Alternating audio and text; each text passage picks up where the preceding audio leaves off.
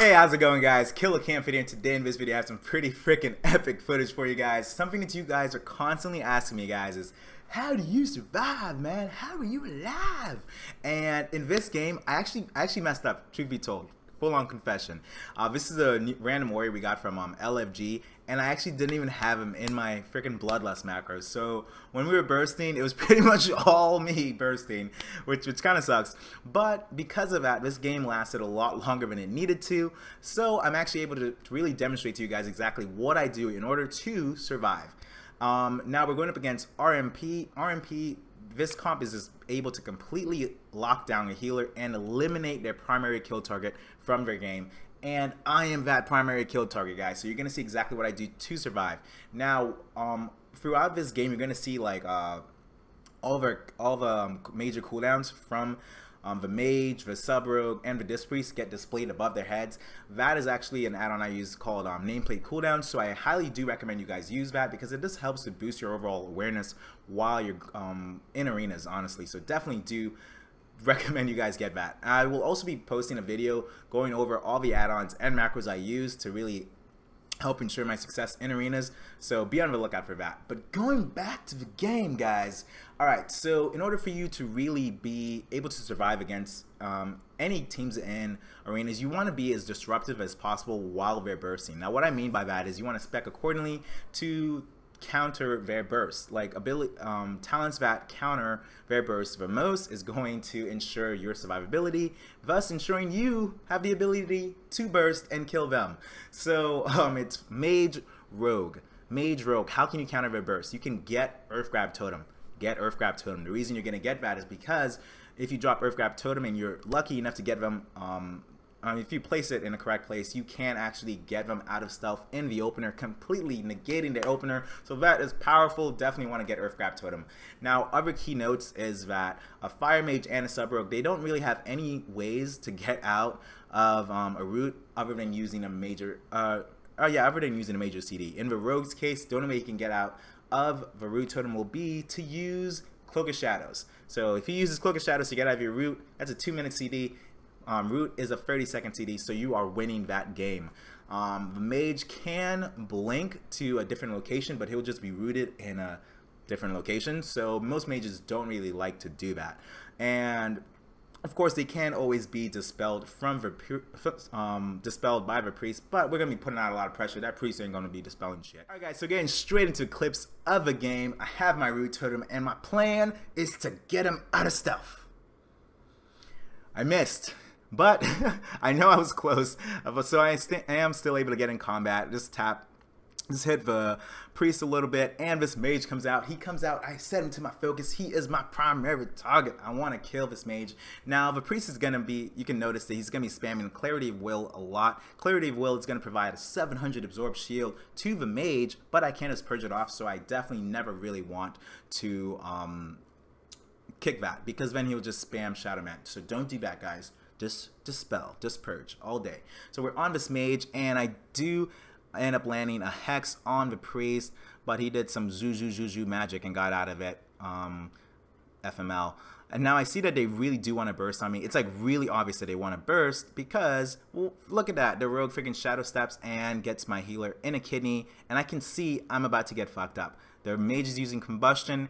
Now, a key note is that as an enhancement shaman, your wall only lasts 8 seconds. You have it only lasts 8 seconds. You can take 40% less damage, but then you get healed for the following 15 seconds, about like 350,000 health per per tick, but it's really not that powerful, and it's really easy for people to burst through it. So realizing that and knowing that my druid could get sapped and then followed up by another kidney, I decide, you know what, let me just get the fuck out of here. So I just jump down, boom, jump down, and I survive. The rogue gets bashed here. I start hitting the rogue, and I see he doesn't have his Cloak of Shadows is on CD. You definitely do want to keep in mind all the gap closers that the rogue has, and like the CD on those gap closers, and it's just gonna make it really easy for you guys to kite them. Now, this mage lands a poly, and I'm like, fuck, I could get fucked up again, man. I don't want to get fucked up. So I see that, yeah, they are bursting. I dropped Counter-Strike. It's a great way to just really provide some counter pressure into the team when they're bursting you. The priest is coming over. I knew he was gonna fear me, so it's like no surprise there. I definitely don't want to LOS my healer, so I jump down. But I do keep in mind that the rogue already used Shadow Step, so I just Pharaoh Lunge to the mage, and I'm able to kite this rogue again. He's unable to get to me. And if you also do pay attention, his Cloak of Shadows is on CD. That means I can get a root, and he can't do anything about it. He's just gonna have to sit that root. So I decide I'm gonna freaking root you right about. I'm gonna root him soon, guys. Boom, he gets rooted, and he just sits it. He just sits it. He could have killed me, but he's just sitting this root. And also, I was listening to some pretty epic music while this game was going on, suggested by one of the viewers from the live stream, Deegan. And yeah, I'm just pretty much kiting the living crap out of his team, guys. And I noticed that again, his Shadow Step was on CD, so Pharaoh Lunge to the mage, and he just gets kited, then he gets cloned. So we're locking this rogue down. And yeah, we're pretty much just having fun. Honestly, we could have killed this rogue anytime we wanted, but I was just like, I'm listening to good music, let's kill this freaking mage. The mage will die because the bass is too strong in this song. So, yeah, I know. Great explanation, right? But we're just it was a lot of fun on live stream, guys. So we're just targeting this mage. I see that they're again popping burst on me, so I have to get the hell out of there. Because even with wall, man, it's really easy for me to just go down. So wall is like literally like, okay, wall, I have to still run away. Fix that blizzard. Now again, we get back on the mage, and we're just trying to put out as much pressure as possible. Boom, boom, we're bursting. His health is dissipating. It's looking beautiful. Looking beautiful. CLAAK is doing a great job at CCing his healer. He gets that trinket with these clone spams of power. It's freaking awesome. Pharaoh Lunge again, and the rogue, keep in mind he's already used his Shadow Step, so I can always jump down and Pharaoh Lunge back up. We are just destroying this mage. They are bursting through Counter-Strike. It's such a beautiful thing. I love it when they burst through Counter-Strike, guys. It makes me happy. Now I start getting really low again. I'm like, ugh, I'm going to have to run again. I'm going to have to pull a Usain Bolt anytime. But, and again, I keep in mind with this rogue. Well, the rogue used Cloak of Shadows here to get out of that root again. And he's pretty much using Cloak of Shadows whenever it's up to get out of my roots, which is like really freaking awesome for me. I was trying to bait the freaking mage out of his ice block, because that's what most mages would do. They will try to be fancy, like, oh, I'm going to cancel out my ice block and then counterspell you. He does that. He gets out. They start CCing the living shit out of my healer, but I'm not worried because I do have Root Totem, and the rogue has used Cloak of Shadows and Shadow Step. So then I Pharaoh Lunge to the priest, and I just keep kiting them. Like, you can literally escape anytime you want when the rogue uses Cloak of Shadows and his Shadow Step. They use it typically to try to get a Shadow Step kidney on the healer, but if they're doing that, they can't get to you. They can't get to you. It's awesome. So yeah, and down goes the mage. Now, and that is that, guys. That's how I survive. So key notes: be disruptive when they burst, and you will live. All right, guys. So let's go into the next clip. Alright guys, so for this game, how to do things differently. I couldn't find anyone to play with, so I was completely reliant on LFG. I was able to find a pretty good hunter, and we waited like 2 hours before we were actually able to get a freaking healer. We finally get a Holy Pally, funny name, I run, you die. And we're going to be going up against Cupid. Now, Cupid has a lot of CC, and they can easily lock down my healer and destroy me. So with that in mind, I decided to actually spec into Ether form, because that's going to be most disruptive towards their goes. Meaning, when the hunter traps, I will have an Ether form available every other trap. So as opposed to running my regular wall, where that's going to be a 1 minute and 30-second CD, and I will pretty much only have a wall every 4th trap, which is insane. So I spec in Ether form because of the low CD.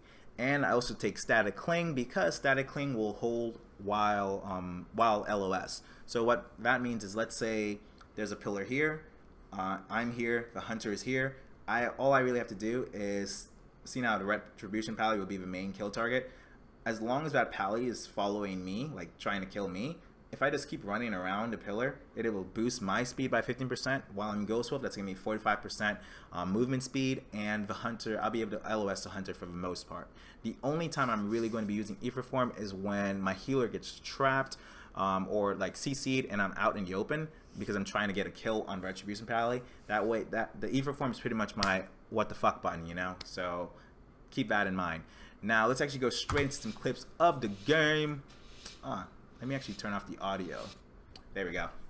Okay, so typically, Retribution Pallies will actually hang back. This Pally's like, YOLO, my name is Brutal Barbie, I don't give a fuck. And yeah, we just get right on him. And I see the Hunter's all happy, like destroying me, so I decided to LOS a little bit, pulling the Retribution Pally back because he's so gun-ho.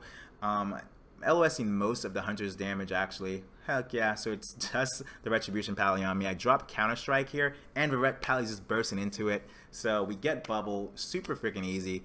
I juke kick here. I get a Hex. Off on the Priest just because I had nothing else to do. That was honestly a bad Hex. Should have followed it up with something else. But I'm just really happy right now because we are in an extremely good spot because my Ether Form was still available to me. Now I see they start CCing my Pally, so I of course activate Ether Form, and I am feeling good, no worries, and yeah, it's all good. The Priest is a spamming Clarity of Will. I just purge that off, no biggie.